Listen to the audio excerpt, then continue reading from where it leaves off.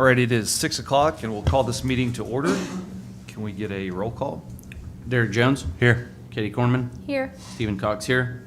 Greg Duffy's absent. Lane Jones. Here. All right, this time, if you'll rise, we'll do the flag salute and prayer. Pledge allegiance to the flag of the United States of America and to the republic for which it stands, one nation, under God, indivisible, with liberty and justice for all. Bow your head. Dear Heavenly Father, we thank you for allowing us to gather this evening and discuss the future of our school district, and discuss the future of our children. And we ask that you watch over each one of us as we move into areas where we're making decisions about the future of all of our young people, and help us keep the forefront of our minds that everything we do is about the children and the kids of Piedmont. And we ask that you please watch over everybody as they go their separate ways after this meeting. And we ask these things in your Son, Jesus' name. Amen. Amen. All right, item 2, public participation. Okay. Public participation. All right, moving on to item 3, board reports. Okay, so you'll notice in your board report that we had several things to highlight at the end of the year. We concluded the 22-23 school year with a faculty celebration at the Wildcat Athletic Center, where we recognized several accomplishments, and also our Teachers of the Year, as well as our support staff of the year for each site, and named our District Teacher of the Year, Jamie Kimmel, who teaches LEAP at all 3 of our elementaries. So that was exciting. You'll see that the Child Care Center is featured there, and this year they were awarded $144,300 in grants. So our director and assistant director have been hard at work looking for extra money to help support that process. The elementary administrators and Brenda Davis and myself attended the PLC Institute a couple of weeks ago. We've had a fantastic time, lots of plans moving into the new year. Our summer maintenance projects, Darnell Zook has been instrumental in getting some things done, and so you will see kind of a list of where we started and the things that have been accomplished. One of our big projects this summer will be the ECC flooring in the cafeteria, so you can see that there. We're still working through some plans for how to address those issues there. We've had the locksmith out and the door repair people to do some things there, but you can read through there and see lots of changes that are happening there. And then as you go through, you'll see a construction update for the middle school. Things are right on track. Timeline is looking great over there. We've had some issue with laying that new road around and hitting some water lines and gas lines. So hopefully we're moving past that. We have another meeting this week to get another update, so that will be good. You'll see an enrollment update, and then special services. ESY has been happening across our district. We're using 3 sites for that, as well as running transportation for those kiddos. We just finished session 1. We'll start session 2 towards the end of July. And then you'll see some transportation updates, as well as secondary curriculum and instruction. They are offering summer school and credit recovery this summer, so Michelle Jones has been working through that. And then, of course, it was very exciting to have Blaine Granger named an OG&E recipient, so we wanted to highlight that. And then the IT checklist of the things they are accomplishing this summer with all of their work orders. And then the last page, you will see some updates with athletics and activities. There's lots of things going on. It doesn't stop for the summer, so Wildcat Pride is hard at work, and everybody's participating, so lots of good things there. Any questions? Okay. Well, we have our elementary and secondary principals here to review their intergauge surveys that went out this spring. And so Mrs. Carver will get us started. But as you know, we sent that survey out in April as a follow-up to our fall survey. Just an overview of that. It's always good to kind of get the feedback of all the different areas in our school district site versus certified and support. It also kind of features people who have been here a short time, as well as some of our long timers. So good information there. And I will let Mrs. Carver from the ECC get started. Good evening. Thank you so much. We are excited to share our review with you this evening. As you see, we have a side-by-side comparison of our October results and our April results. So we actually increased the number of people who participated and took the survey in April. and moving our favorability up to 68%. Our strengths, according to our April survey, our employees feel that ECC has a positive culture. Our employees believe that the direction of Piedmont Public Schools, that we feel like they're going in the right direction, and we feel like we are a part of something meaningful. Our employees feel that the building level administrators care for them and help them learn and grow. Our challenges and opportunity for growth include employees feel that our PLC meetings do not make good use of their time and their student behavior. So our plan of action will take those two things into consideration. We have added more flexibility in our PLC teacher-led meetings, making it focused on the essential skills that we developed this year and through implementing the 4 questions of the PLC process. Our behavior support is that we are hiring an LPC at the elementary level. Thank you very much for that. And we are adding an assistant principal to the ECC and incorporating behavior management into our PLC meetings. We will continue to seek professional development for behavior management support. Thank you. Thank you, Mrs. Carver. Jennifer Warner? Hello. So Mrs. Carver did a wonderful introduction, so I'm just going to go right into it. So here we also had an increase in the, excuse me, the employees that took the survey. So this time we had 37 out of 42, and our results were pretty similar to what they were last time. Our strengths that the employees said we had, teachers really trust our community. Also, teachers feel really connected to their coworkers, which is wonderful because that was one of our goals from last time. And teachers also feel like that they're able to make decisions about their classrooms. There weren't any glaring things that stood out this time, but there are a couple things that we picked out that we saw that were just a little bit of a pattern. So teachers are feeling overwhelmed by student behaviors, and they're wanting really more opportunities for professional development. So what we're going to do is, like Mrs. Carver said, LPC at the elementary level. We also revised our school-wide discipline matrix, and we've added a referral process to help track the repeated behaviors to help with those things that we're seeing. Also, we're going to provide grade level professional development opportunities for the school year to help to get input. I'm sorry, I can't even read. grade level professional development opportunities for the school year with input from our teachers, and then appropriate resources for growth of the team. So just listening to what they said and providing the things that they need to really help them grow. All right. Thank you, Mrs. Warner. Randy Skakowski from Piedmont Elementary. Good evening, I'm Brandy Skakowski. And so if you look at ours, we did have a pretty big increase in the participants that we had this time, 25 last time, and 37 of our employees participated this time. So over there you can kind of see where we compared to in October.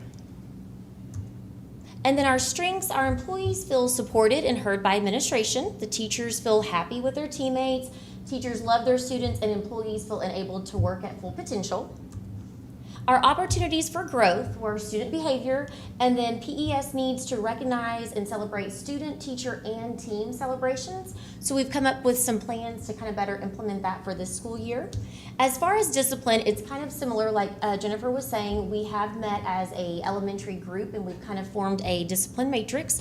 But we also want to, at our site, just to have a discipline committee, just so we can discuss what are the concerns of the teachers, what are they seeing that maybe we're not seeing, and how can we collectively come together to make better plans for how to handle the discipline.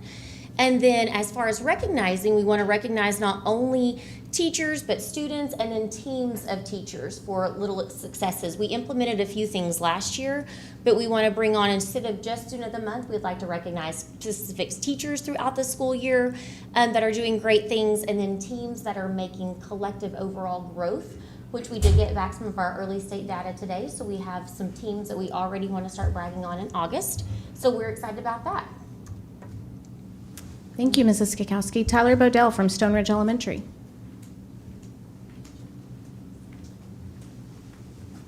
All right.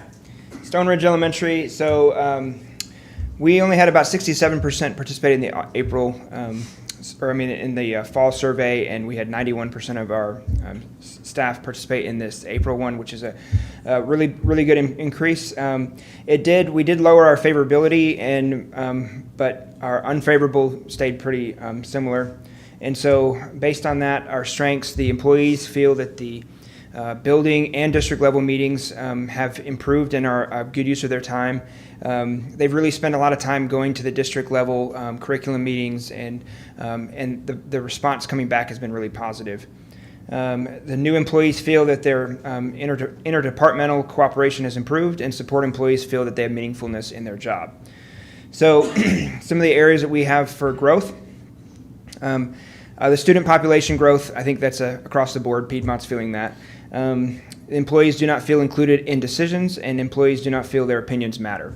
And so one of the things that my assistant principal and I have been talking about really since the middle of the year was how do we improve our teachers' involvement and our staff involvement in those decisions.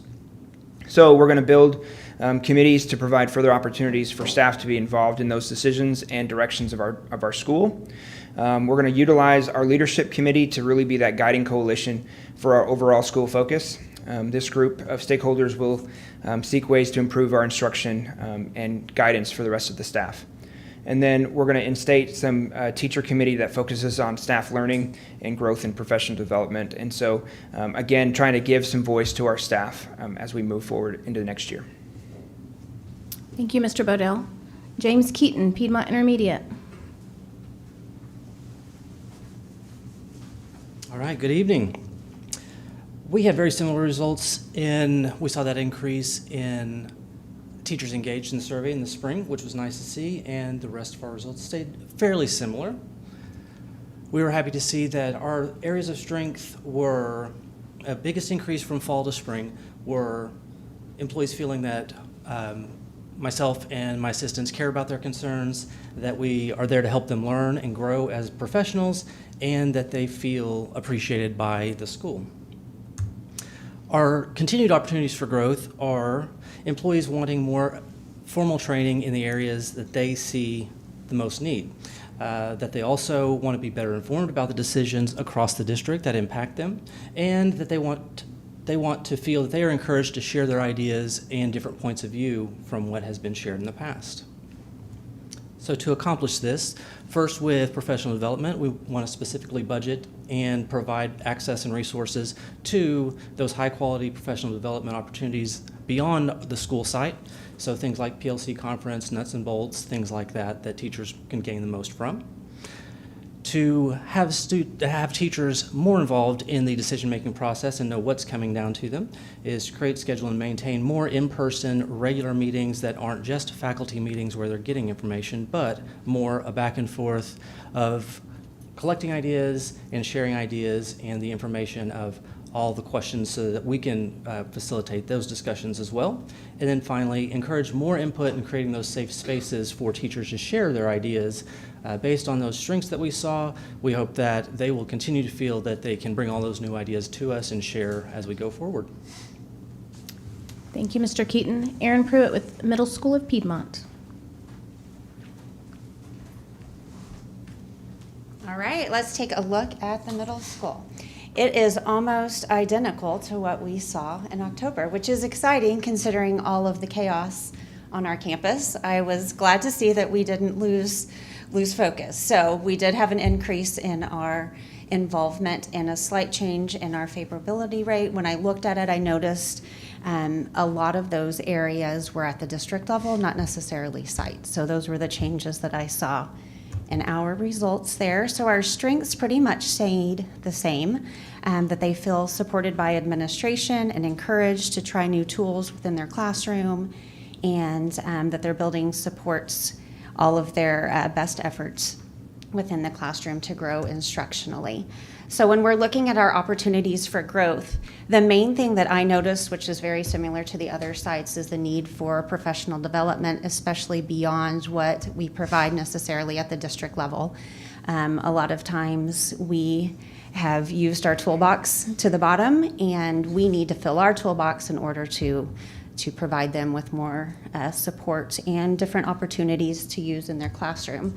So when we're looking at action steps, we're going to continue to celebrate our employees through our weekly staff recognition and our newsletters, continue to seek professional development opportunities both within our district and beyond, and seek our input from our employees to continue to know what they need.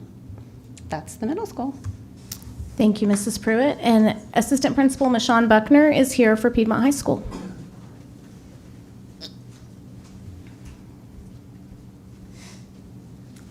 Good evening.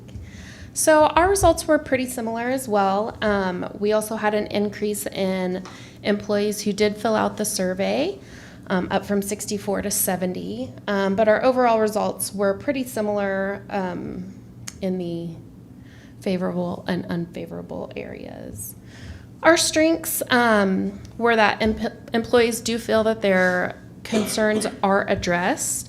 And also paraprofessionals and our support staff, feel included and they feel like they can grow at Piedmont High School. And so they feel that their job is meaningful. So opportunities for growth. We want the school to operate by strong values, and this includes improving efficiencies and giving opportunities to provide feedback. So employees express that they need to feel that their voice and opinion is valued and heard, and they need clear direction and encouragement. So our action steps for growth is to establish some administrator-led committees, and we've been working on these already, getting a basic structure. Oh, just touch it? Yeah, just touch it. That was tricky. Sorry. It's a little curveball. Anyway, so we're establishing these teacher-led or administrator-led committees to give our teachers more of a voice and contribute to the conceptualization, development, and implementation of necessary changes that we see is needed as a staff. We will also maintain an open discussion, meaning that the administrators always have an open door to our employees, and that we want them to feel welcome and encouraged to come and speak with us when they have any questions or concerns.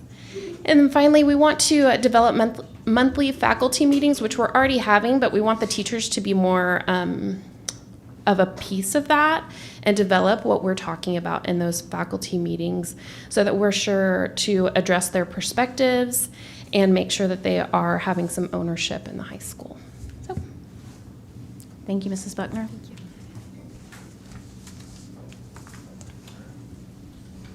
Well, we thank you for giving your time and this information. I know it's very beneficial to see where everybody's at. We hope to continue to dig deeper into things like that so we can see as a board how we can support the schools. So that's much appreciated. Any questions from any of the board? No. Well, thank you, and thank you, Mrs. Campbell. Thank you, Riley, for the putting it together as well. So very, very helpful. Yeah, absolutely. Anything else? Okay. All right. Moving on to item 4, the business items.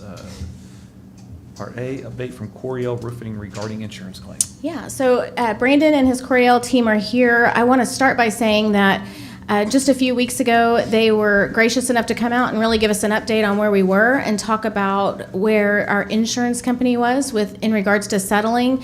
In addition to that, I really want to just give them a little shout out because as we were talking that day, we started discussing some of the roof leaks that we were experiencing, and as we all know, this has gone on for a good 2 years, and all of their work on our behalf as well as North Point. And the very next day, they had crews out in all of our buildings, patching roofs, and really just making it an environment where our people could work without mopping all day or being rained on. So we appreciate just the extra that they gave to us. So Brandon, I'll let you take it away. As mentioned, my name is Brandon Rakestraw. I'm the commercial sales manager for the state of Oklahoma. I've been involved with your files since inception. So if you'll open up your packs, we're going to focus on the left side of the pack first. And I really want to give a detailed timeline of what's transpired. As mentioned, this has taken over 2 years since we started this process, but we're finally at the finish line now. So you'll see there we started looking at roofs for Piedmont in March of 2021 is when we did the full campus-wide inspection. found the damages. And then we came and presented those, a few months later. Here's what you're dealing with. Here's our recommendation to file a claim. Jumping down to the next highlighted 8/3/21, we introduced North Point Claims to the district. They are a claims specialist because we knew based on the research and data that we had already pulled that this was going to be a challenge from a policy standpoint, and we couldn't necessarily argue policy. We can only argue from a construction manner. So we introduced North Point. We got your team organized and put together. Jumping down further, highlighted December 6th. That's when we started our initial review of the estimates created alongside North Point. That took us about a month to get through. And those estimates, there's over 150 pages based across the district. So took us about a month to review those, make sure we had them properly documented before North Point would submit it to the carrier on your behalf. 12/13, that's when our contingency agreement for performing the roof systems via lease purchase was signed, voted on and signed. And then you'll see at 3/23, that's when the initial site visits with the carrier took place. So we had our entire file buttoned up as close as we could get. That's when the walkthroughs initially took place. And then immediately below that, you're going to see a 5-month lag time with the carrier. So that doesn't mean that nobody was working on your behalf. That means we weren't gaining responses. We were getting offers. And during that 5-month lag time, your first offer came across, and it was $0 was the initial offer. Shortly after that, the offer was around 3.5. That was turned down because we started at 6.4. So again, we come out, get more documentation to prove the points that we're trying to make. All the way to 10/5/22, that's when we provided the last update because we felt like we were very close. We were gaining traction with the carrier and getting to that agreed scope. But you'll see right behind that a 7th-month lag time of trying to get them to understand where we were coming from and our position. So in that 7-month lag time, again, it's not that nobody was working, it was trying to get them to come up to where they needed to be on the proper line items, making sure their estimates were correct. And that leads us here to 5/18/23, the finish line of the agreed amount of $6.399 million. As mentioned earlier, we started at 6.4, so they finally agreed. They just took $1,000 off, and we felt like that was still a win for the district.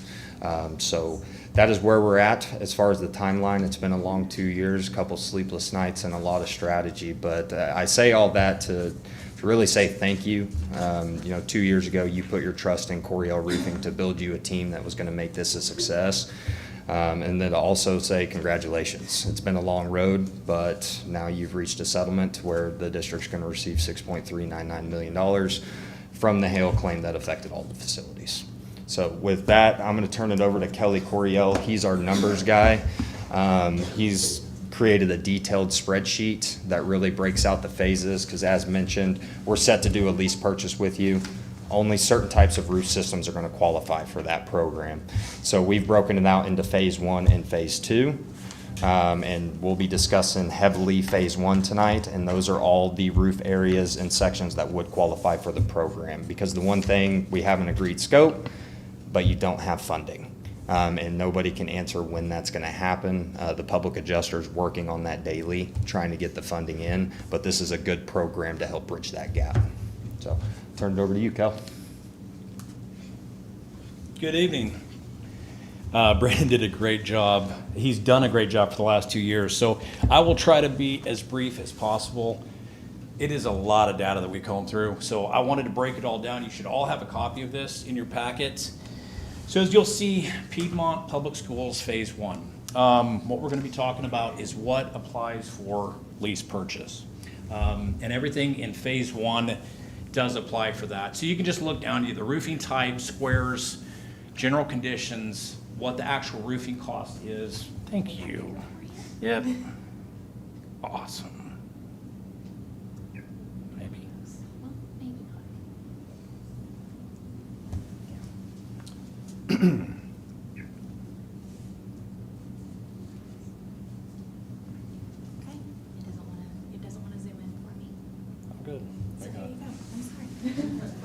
It's okay, I'm gonna try to zoom in myself, so.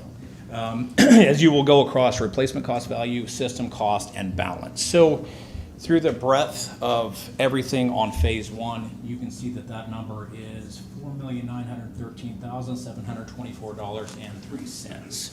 As you will go on down, you'll see payment performance bonding, and what you'll see in green is an energy efficiency rebate. That is 5.5%, and we'll get back to that.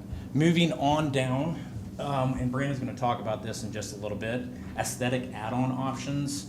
We're going to talk about Stone Ridge Elementary as well as Northwood Elementary, the aesthetics, the visual look of it, and some options that we believe you have, what we're going to suggest you do, and so on and so forth. Going down to the bottom, you will see phase two. Those are all items that cannot be contracted through lease purchase. So these are things where it would be full remove and replace. You have HVAC, you have plumbing, electrical, exterior, maybe some stucco replacement. So you'll see it, it's all broken down. So once again, this takes that 150 pages and breaks it down into one sheet. Brandon, anything else you want to add into this? No, as long as everybody understands that what qualifies for the lease purchase program, is any type of roof that we can do a layover on. So your existing metal roofs, we can do layovers on those with the single ply membranes that we put in front of you. And we can color match, and that goes into the aesthetic add-on options that we can talk about when it goes to vote. But does everybody understand the lease purchase program and what it's there for in instances like this to bridge the gap? A little bit. Well, Enough to get in trouble. The good thing is, Right. Government Capital is here, so Yes. he can explain, in depth about the program. But this is something we've utilized at Shawnee Public Schools, Newcastle Public Schools, because this is normal in the insurance claims for the payment. And I think it's good, to have an explanation, because I know, I mean, it's enough for me to get in trouble, to have a base knowledge, but at the same time, I think our people need to hear this as well, to know some of this information. Yep, absolutely. Well, that's it for the spreadsheet, and the update. We'll turn it over to the next item. We will come back and talk about everything. Thank you, Kelly and Brandon. Good evening, Mr. President and board members. My name is Ed King. I'm a Senior Vice President with Government Capital Corporation. Government Capital is the administrator for the Coriel roofing lease purchase system for Oklahoma school districts. And the primary application that we have seen in the last couple of years with this program has been in scenarios just like what you're facing, where you have large insurance claims that may be lagging in terms of the processing of the funding relative to the deployment on the construction contract. And so it allows the school district to move forward, execute a contract, and ensure that funding is in place for the payment on those draws as they come in. One of the unique things about what's going on currently in the market is that the interest rate yields have risen, but they're still competitive. So we typically structure these lease purchase agreements on a 10-year program, 10-year term. It can be paid off after the first year, after the first payment's made, fully paid off. So that the district has the option to either maintain if you collect the insurance proceeds, you can earn yield on that without restriction with regard to arbitrage. And I don't want to get in too deep into the weeds, but essentially if you finance a project, whether it's via bonds or via lease purchase, if it's tax exempt, the proceeds are restricted with regard to how much earnings you can earn on that during the construction period. In this scenario, the lease purchase proceeds are paid back to Coriel as that project is built out and as it's billed. So those proceeds are pushed out through an escrow account that the district controls. So the funding delivers proceeds into an escrow account, the district controls that, and then those disbursements are made along the way as the project milestones are hit and it's billed. The insurance proceeds are not subject to interest arbitrage from the IRS because it's not proceeds from the financing. That means that you could actually bank those proceeds And currently, I don't know what you're yielding in your excess funds balance, but we're seeing from 4.5% to 5.5% in that range, depending on the structure and the nature of the investment.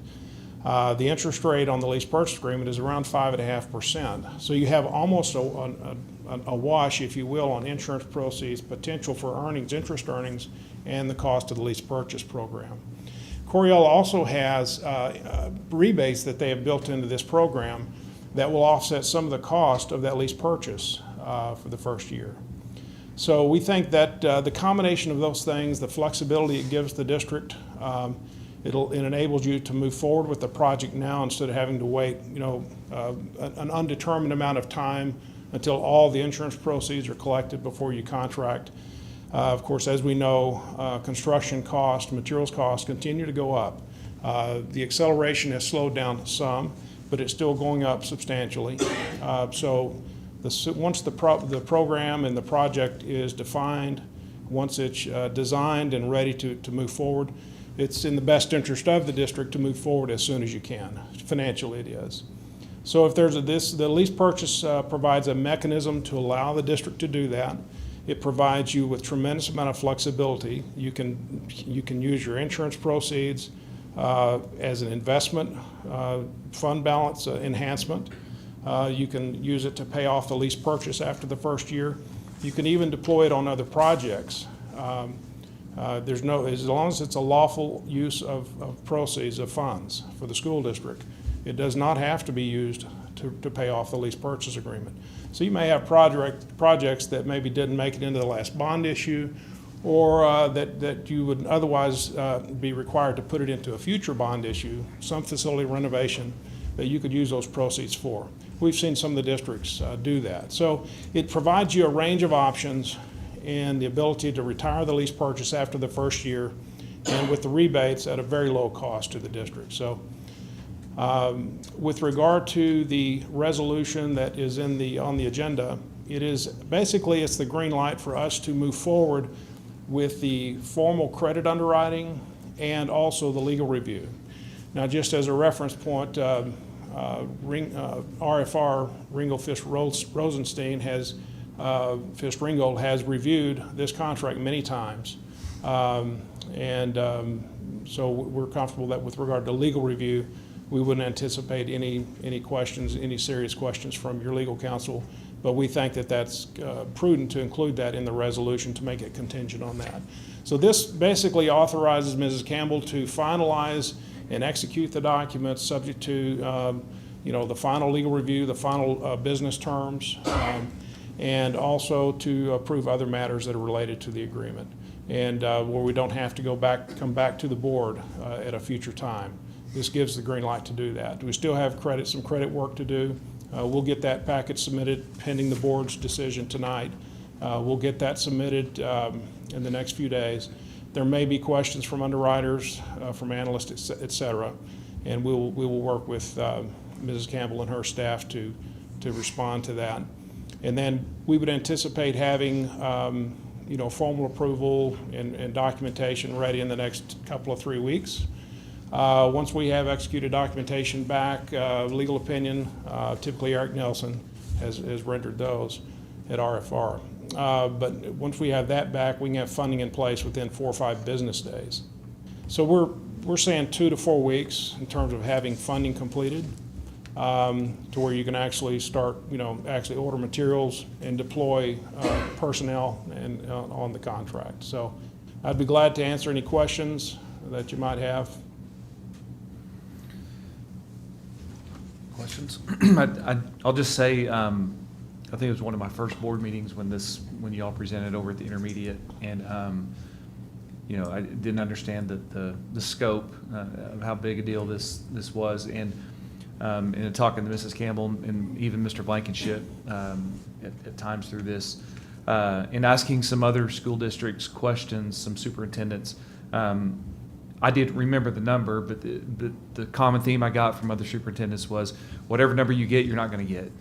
Whatever number you give, and so you guys have pretty much, you've hit the nail on the head. So that's a big score. So, and I know that you all have done your due diligence, and Mrs. Campbell, Mr. Blankenship, with making sure that we're within our parameters. So those were my biggest questions, and really not getting in the weeds, other than, are we compliant? Are we good stewards with money? Are we, we following policy and law? And so I feel comfortable. Yeah, and I would also point out that this energy rebate that is in the top section of your spreadsheet really takes away the majority of that interest cost for that first year to make that decision. And so, I'm anxious for Coriel to kind of go over what that roofing looks like so that you can hear more about the energy savings long term. As you know, our utility bills have grown astronomically this year, and so there's a lot of real good energy savings in this as we move forward that we'll reap the benefit from for a long time. Great. I have more of a product question if they're coming back up.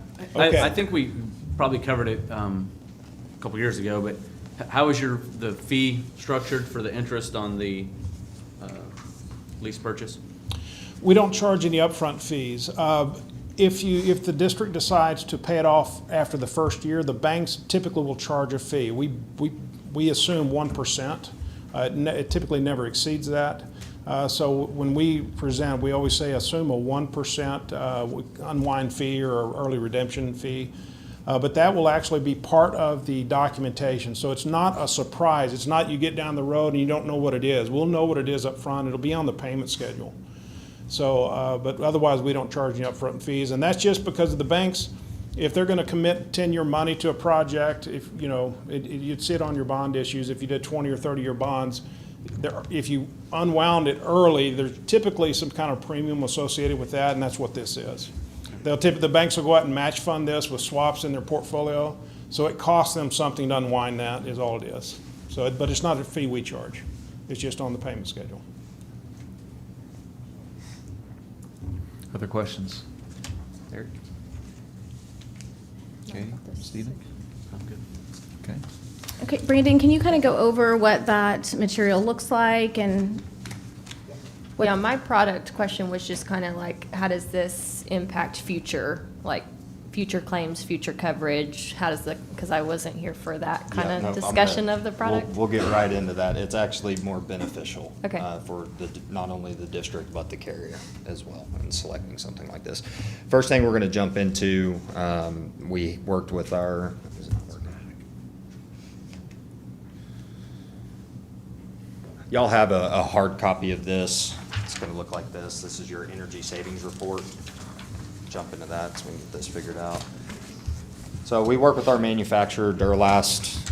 Anytime we have big projects like this where there's going to be, quite a bit of money spent, we want to be able to show what that long-term investment's going to look like. What's your ROI through the life cycle of that roof system? They come with 20-year, no dollar limit, leak-free warranties. But what are you going to see as the return outside of not having to fix leaks constantly? So there are some on here that are going to say unknown because they just couldn't quantify it. It's not that you're not going to see energy benefits from it. It's just not anything that they could put on paper as a quantifiable number. So when looking at this, you look at your annual savings based on your square footage. The key component of it is your 20-year savings. That's going to be the life cycle of the roof. And performing the Duralast single-ply PVC roof systems on the facilities in Phase 1 would come out to an estimated savings over 20 years of $1.165 million. So significant savings there. All of the membranes are 86% UV reflective. So instead of absorbing that heat like your existing modifieds or metals, it's actually transmitting it off of there. So huge energy savings there. Does anybody have any questions about this particular document? This is probably the one that jumped out to me, that the high school and the intermediate school, obviously the square footage is significantly different. Mm-hmm. And the one with the smaller square footage is getting a bigger savings, I'm assuming, just because it's much older. Right, and it has to tie in with how much insulation's existing, and every roof system that you have out there is different. Nothing matches across the board, so it has everything to do with how much existing insulation, how much are we adding with the system that we've proposed, and then also if the membrane's white, or if we're having to go with a patina color to match. Like at Stone Ridge, we'll have to go with the patina there, and then at North Park, we're actually having to custom make that membrane to match the metal there.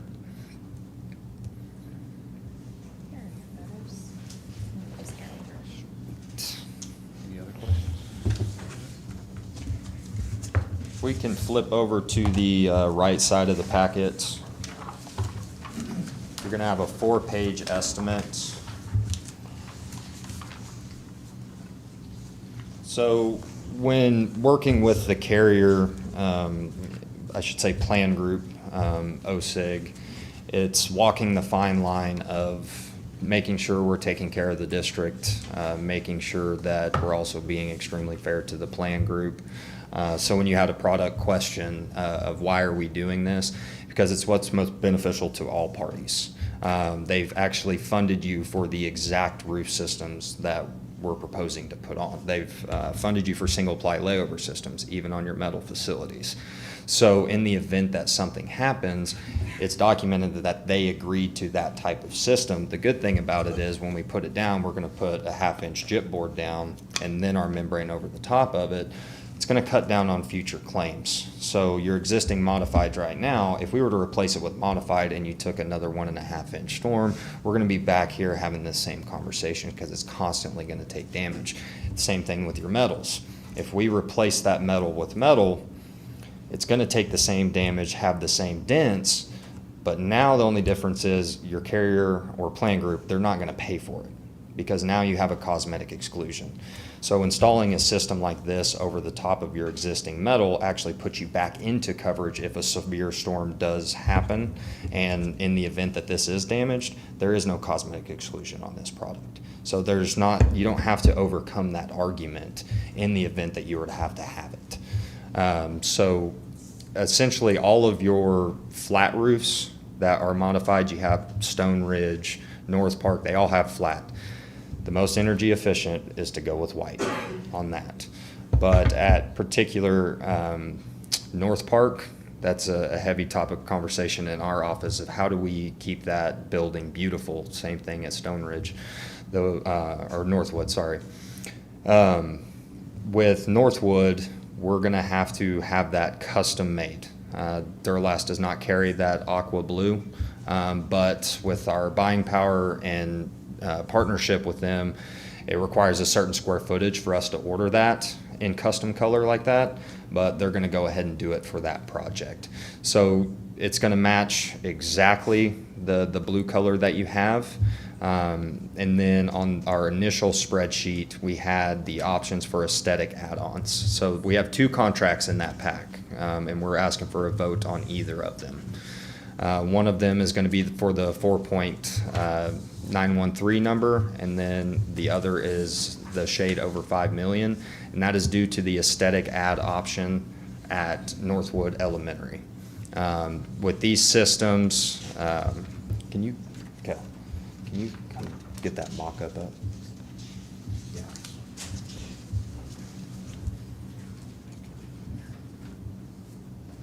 I'm just gonna let her do it. Yeah. Let's see, keep going. There we go. So this is a mock-up. Your existing metal roof, if you would envision this piece of wood right here is your existing metal panel. So we're going to fill that flute of the metal panel with insulation. That's where you get some of your added R value. And then we're going to put that high-density recovery board over the top of that insulation. That gives you your 900 PSI, cuts down on future losses for both the district and your plan group. And then we would mechanically fasten the membrane over top of that. This is the patina green. This is the product that we would recommend for Stone Ridge. It matches almost exactly. And then at Northwood, we would recommend installing those ribs just due to the visibility from Northwest Expressway. We think that it's still going to be good if we just do the membrane, but making that investment, that's on the spreadsheet, around $245,000, which can be included into the lease purchase. It is a qualifier for that. It's going to make it look like a metal roof. If you're not up walking around on it, you're not going to be able to tell. This is the same type of system we've installed for Shawnee Public Schools. We did a lot of square footage of that actual patina green with the ribs at Brookhaven College in Texas. You can't click the screen. So this is Pontotoc Technology Center in Ada. We did a charcoal membrane, did the Dura-Rib on top. The new superintendent had come in and thought he had a metal roof because you genuinely cannot tell from the ground. And we strongly recommend when you put the vote, considering making that investment at Northwood Elementary, just from the aesthetic purposes. I'm not as worried about it at Stone Ridge. It's not as visible. And the patina green, we've done projects without the ribs on there, and it still looks good. And this is Woodward ECC. So this is a perfect case in point. Woodward ECC, the flat area, the white, that is where they had a modified roof. So that's what's not visible from the ground is going to be white membrane, highly energy efficient. And then we would do colors, be it patina at Stone Ridge, and then that aqua custom color over at Northwood. And then the front of this facility, they wanted ribs on that because it was highly visible. So we installed them there.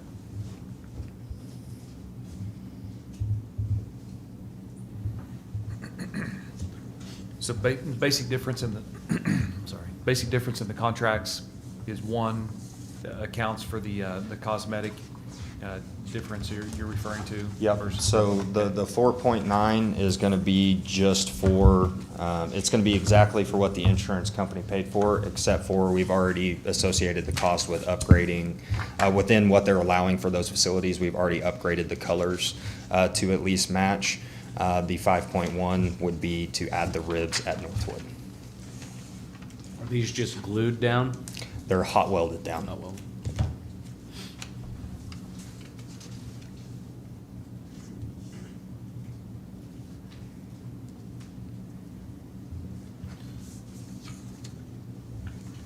What other questions? Have we looked at that in the building fund or the funds available as far as like a recommendation from I your mean, side? our recommendation is to go with the lease purchase. It's a big chunk of change, and as they stated before, we have not received that money yet. So we've received one piece of it, and we don't really know how many days, weeks, months it will be until we receive the other pieces of that. So it ended up being 3 separate claims because there were 3 dates of weather incidents, and so it could take quite a while. At this rate, if you approve the lease purchase, we're looking at, he said 2 to 4 weeks to get that completed, and then about 90 days outside of that, then the materials would be in, and you would start to see new roofs across the district. What about on the cosmetic piece? So we would be pulling that just out of the building fund if we were gonna upgrade between. Or you can do it as part of your lease purchase agreement. Right. Tammy, do you want to speak to that? I guess it would have to just be paid for though eventually, right? Mhm. So. Yeah. There would be money in the building fund to use for that. My question kind of pertaining to the material, so we have a 20-year useful life on the membrane. So once we put the underlayer, I'm sorry, I don't remember what that board The was called. gypsum board? The Yep. gypsum board, what's the useful life on that? Like at the 20-year mark, if we don't have an event that's a claimable Yep, event, so- do we have to replace the underlayment too? Or are we at less cost to just replace? At that point, it's not exposed. So we do this a lot of times. It's what's called reskinning. So we can peel our old membrane off, inspect it. We may have to replace a few pieces of it, but it's something that you can just peel that membrane off. And as long as you don't tear all the way down to the deck, you don't have to worry about code upgrade, this, that, or the other. And then we can just put a new membrane on, 20 more years. And roughly, just very rough, what percentage of this price is the insulation and the underlayment versus the skin? Like if we're just gonna reskin it, As far as like, like the total price that we're looking at for this project? I want to make sure I'm understanding the Like, question. if we're at here. 6 million for the whole project right now, Mhm. if we were just reskinning it, I'm just trying to figure out what portion of this is the prep work and which portion is the outer membrane. It's, your reskinning is going to be less next time. Now, granted, you take in inflation Yeah. and where construction costs are gonna go, you might end up in the same spot. But I just mean today's costs, like, It would be less. I don't know it percentage-wise what it would be less, because all these estimates were created in the insurance software that's Yeah. utilized. So I don't know the direct. You want to answer? Yeah, that'd be great. Hi, how are you? Good, how are you? Good. Sorry, put you I'm on the Anthony spot. Velez. I'm actually Coriel's department production head for all of our states that we operate in. What he's referencing right now in your question is using the JIT board, that's a significant dollar amount, okay? So when we talk about reskinning, if we're able to utilize everything that is there, minus some other damaged components that due to whatever hailstorm comes through or significant, you're talking hundreds of thousands of dollars that you would not be looking at. Okay, for us to be able to cycle through and take off that layer of membrane and come through and just reskin it, production time goes down, the cost savings, like I said, are significant cost savings, okay? But in this situation where we're gonna have to go back with it, you're gonna pay it up front because that's your investment. Sure. After that, reskinning it due to some Mother Nature, situation, it's huge, okay? So I hope that kind of answers your question just briefly. I mean, we're talking hundreds of thousands, $300,000 or $400,000 at a Okay. minimum.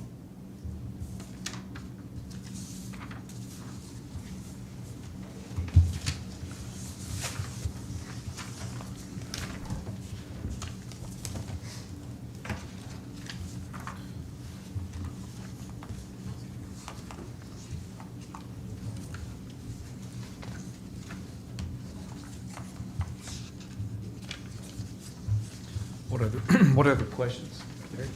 No, Steve? Okay.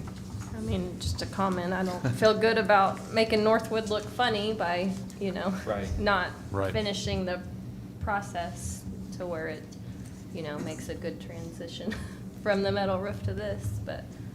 Yeah, I think that is something, the aesthetics, the cosmetic side of things is important. I mean, I think that's a small price to pay for Sure. something that, Especially when it's all included in the lease purchase program. potential we could make some of that money back in interest, I guess.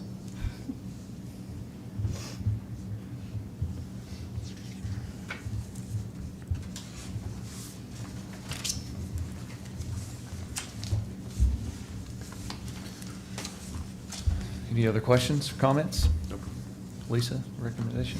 I make a recommendation that you accept their terms and go with the lease purchase agreement to complete the phase one with the added cosmetic bonus of Northwood Elementary.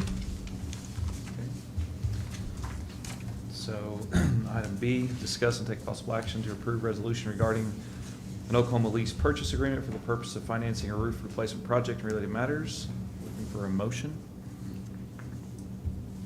I'll make a motion, we approve the lease purchase. All right, Sonia, are you comfortable with the wording on that?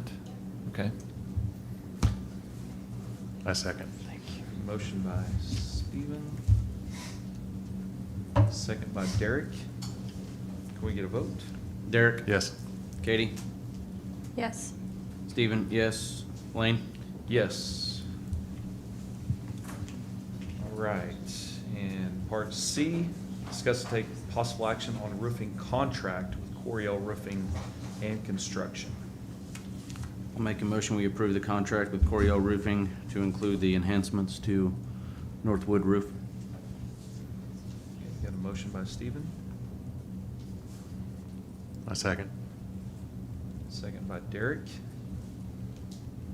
we get a vote? Derek? Yes. Katie? Yes. Stephen, yes. Lane? Yes. All right, moving on to item D, discuss and take possible action on the agenda. It's listed as Director of Operations job description. We're going to amend that to Director of Maintenance. Yes, Is that please. correct? Okay. Yes. The Director of Maintenance, and that was in our packet as well. So are there any questions about that particular job description? Thank you guys for all your Thank hard you. work. Thank you. Appreciate it. Thank you. Yeah. Your heroes don't even know it.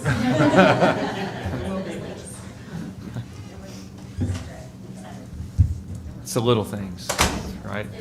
Yeah. Not having a leaky roof. Yeah. So that director of maintenance job description, and I know that we've got a lot of good feedback on what Darnell's done. So- Absolutely. And so really, we haven't had that standalone position in several years. And so this just kind of breaks another position into two and gives him, as you'll see in his job description, the ability to communicate directly with vendors and to take care of those problems without involving a lot of other people, so that we can get things taken care of efficiently. I think it's much needed, for sure, yeah. The amen section. Amen section doesn't get a vote, but feel that. No, I don't have any questions. I looked over it and I feel it's very appropriate. Anybody? Derek? Nope. Katie? Much needed. Stephen? All right, if not, then we're looking for a motion to approve. Make a motion to approve the director of maintenance job description. Okay, got a motion by Derek. I'll second. Second by Lane. Can we get a vote? Derek? Yes. Katie? Yes. Stephen, yes. Lane? Yes. All right, Part E, discuss and take possible action on benefits specialist employee registrar job description. So this is another new position for us, and as you saw in your packet, this position is to handle our insurance benefits for employees, as well as take care of registering them in the various online platforms that we use. And so that will be the main focus of this position.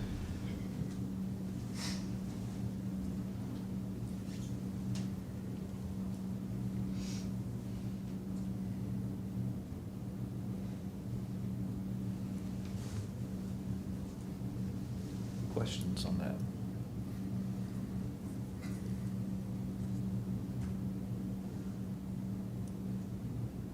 Do we have a pay scale for that position, or it's just to be determined? At this misreading point, that? it will follow the same as the enrollment specialist. They're like mirroring positions. One deals with students, one with employees.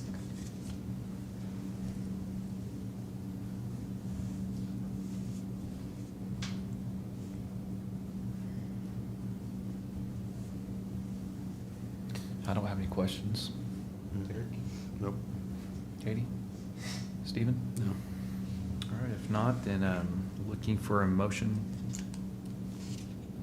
to approve. I move to approve the benefits specialist / employee registrar job description. Got a I'll motion second. by Katie. I'll second. Okay, second by Stephen. Can we get a vote? Derek? Yes. Katie? Yes. Stephen, yes. Lane? Yes. All right, moving on to item F, discuss and take possible action on revised use of school facilities policy. I know this has been a big one, a lot of topic of discussion. Yeah, and so what you'll see, as you know, you guys started approving new policies that don't actually go into effect until all of the policies are approved by you.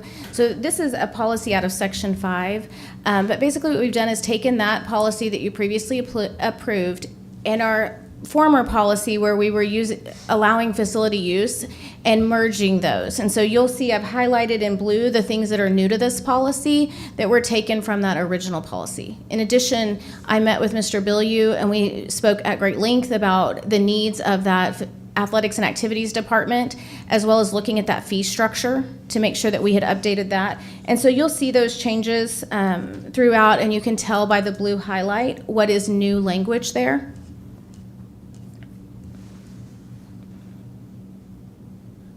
Do you have questions? And I, sorry, I think one of the things that, just for me, I think it's important for our community to know that we are going to work with them and not make it prohibitive for them to use our facilities where they're able to use it. I just think it's important. We're going to go out and ask for a bond issue to get passed. We need to be willing to let local groups have access. One of the concerns I do have moving forward, and this is probably in the platform for it right now, but to make sure that we can staff this, not just from an oversight of an event, but in-house staff where we have somebody that's dedicated to that focuses on these requests. And I know I can speak personally, having dealt with these for, you know, a little bit. You know, it can't be the athletic director, in my opinion. But this is something that I think is very important to our community. So I know this is a good start. I feel like it is.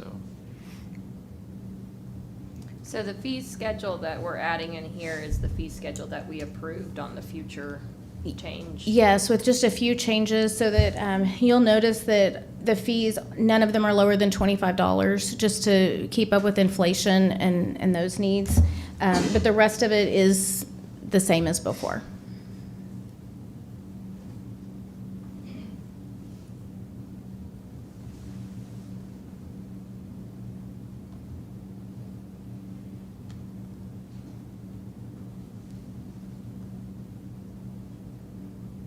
And I think the biggest concerns, obviously from the school standpoint, is going to be the safety, you know, and also the care of the facilities. Sure.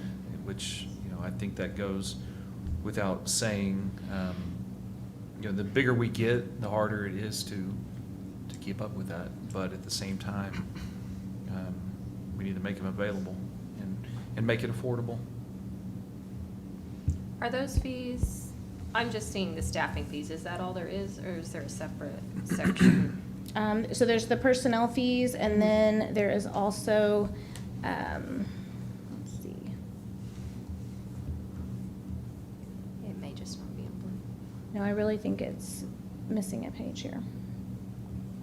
There are fees based on the specific facility. And so I'm not sure why I didn't save all the pages, but I can definitely get that to you.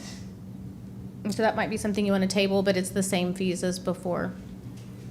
I mean, I know we were, you know, looking at the usage for the basketball program and, you know, and I know he's looking for an answer, but what I didn't know was where we were sitting compared to, like, Surrey Hills, I think is where he was using. Right. And so I haven't pulled other districts' fee schedules for it and compared the two.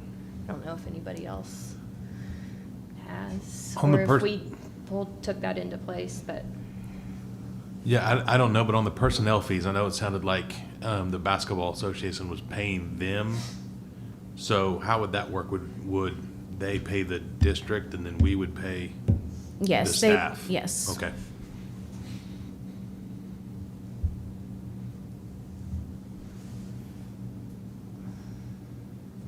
I don't remember what month we did that with the other fee schedule.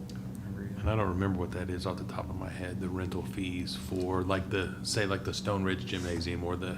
Yeah, that's the page I'm Right. picturing with, that had it, and it was ranked by what level in the organization you were, from free to most expensive.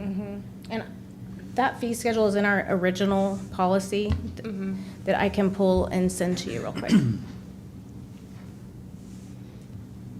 I know Are I we talked able to to, readdress this at the, you know, at the. You want to wait till the next one, and then I'll get Because the, we're gonna meet again this month, right? yes, So- yes. I'll just bring you the next policy because Right. that'll be quick enough to, I think that'd be great, because I know I talked to Terry and he said that they need to get a decision made fairly quickly, I think by August 1st. well, I and think. based upon our policy, we don't have to bring that decision back to you. You just have to approve the policy, and then our employees can approve the usage. Does that make sense? Yeah. And I So- think I just wanted to give a fair look, and I haven't, I'm Yeah. gonna be real honest, Yep. I haven't compared where we are compared to where, and not that that changes anything, but I have not looked to see the new schedule versus somewhere Sure. else. And I will send that to you tomorrow so you Okay. guys have time to review Yeah, and it. I'll Thank you. review it before the next June. How far out are we gonna let organizations schedule our facilities I in mean, advance? Really, I think that comes with Matt Bilyeu's, kind of his influence, depending on what that looks like for them. You know, sometimes we know a schedule in enough advance that we can block out those dates, but obviously school activities take precedence, and so, you know, I wouldn't think we would want to go out beyond a year at the very most, just so that we kind of know what's happening in those buildings and we can account for our own activities. Basketball, I think, was November through March. So. Yeah, and I know, Mr. Bill, you feel strongly too that the Wildcat Athletic Center is not where we're practicing Little League. That we use those elementary gyms for those types of things, and that whatever the use is fits the facility. And so that takes some expertise in scheduling everything from winter guard to, all the things, so. Yeah, and I'm not advocating for tying up a facility for the whole year. I Sure. did not Right. give it a fair. Yeah, I will get that to you further tomorrow, and I revision. apologize for that not No. being complete. you. That was No, totally and on me. It would still be the same result if I hadn't, so, okay. I feel more comfortable I with think that. really that will tie into our next discussion point on, because we can look at this in this next board meeting. That gives us plenty of time still. So, Yeah, and so aside from asking for a closeout meeting, we're also requesting a board meeting next week, preferably on the 22nd, if that's possible. And that would be a short meeting, but mainly for personnel issues. and just to clarify, no action on item F, yeah, correct? No action on item F. So G, special board meeting, and also Special board meeting on the 22nd at noon, if that's possible, and then a closeout meeting on the 29th at 6 p.m. if that's possible. And both of those, of course, would be special meetings and would take the place, that closeout meeting would take the place of your July meeting. Okay. I'm losing track. So the special meeting on the 22nd, Second. is that an evening meeting? That's, Noon. that's a noon Okay. meeting if possible. Okay. It works. I know on the 22nd and 23rd, I will be unavailable during the day.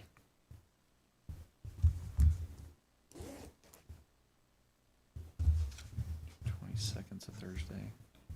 Do we need to do an evening? Would that work? Evening would work out, Okay. if possible. If not, Do you need the- 6 or would 5 work? I would think 5 would work. Okay. That would be better for me than noon. Okay.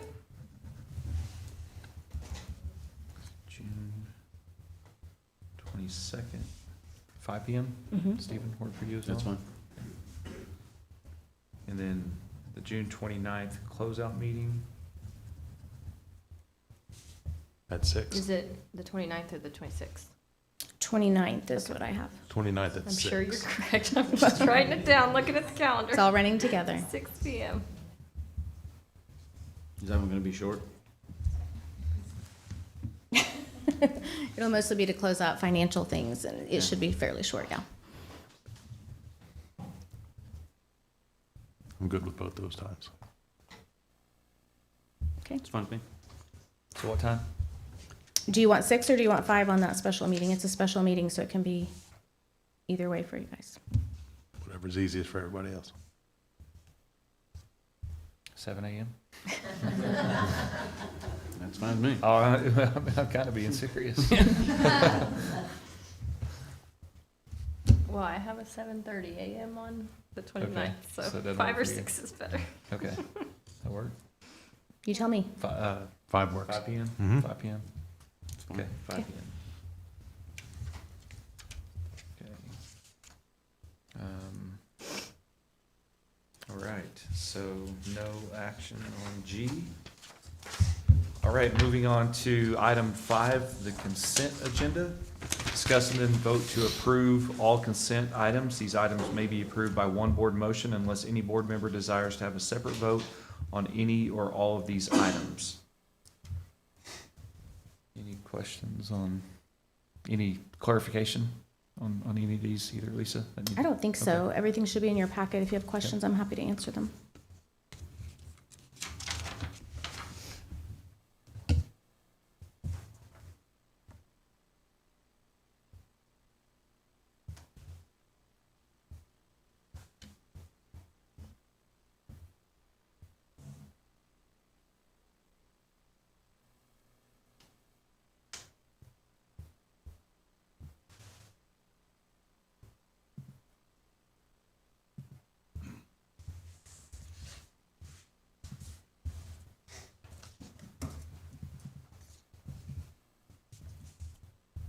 I'll make a motion to approve consent agenda items A through S.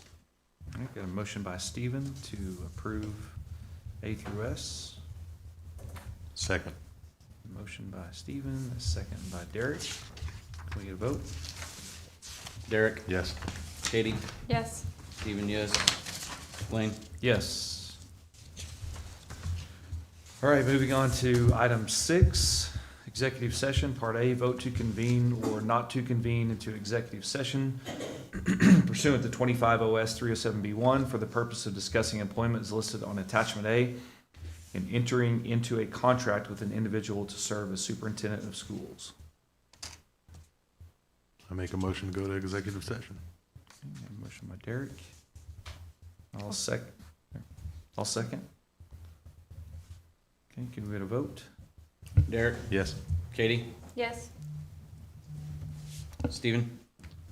Yes. Lane? Yes. All right, the time is 7:11 PM, and we will enter into executive session. That order.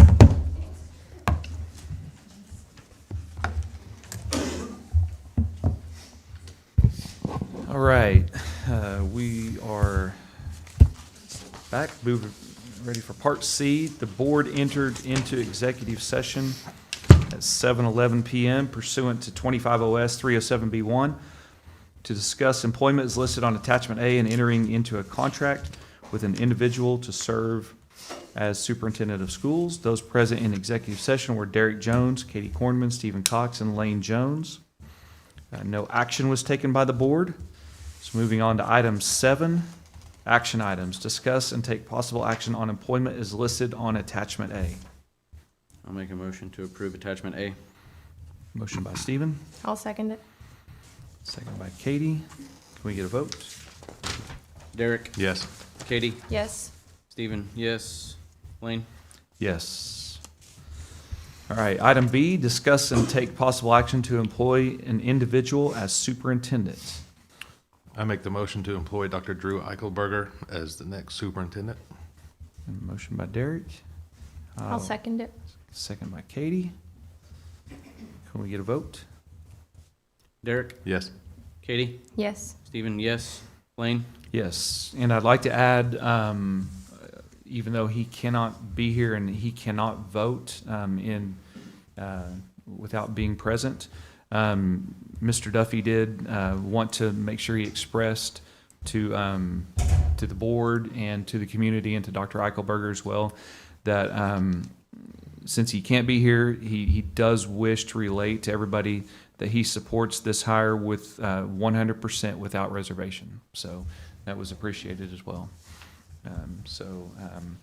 Anyway, Dr. Eichelberger, welcome. We're glad you're here.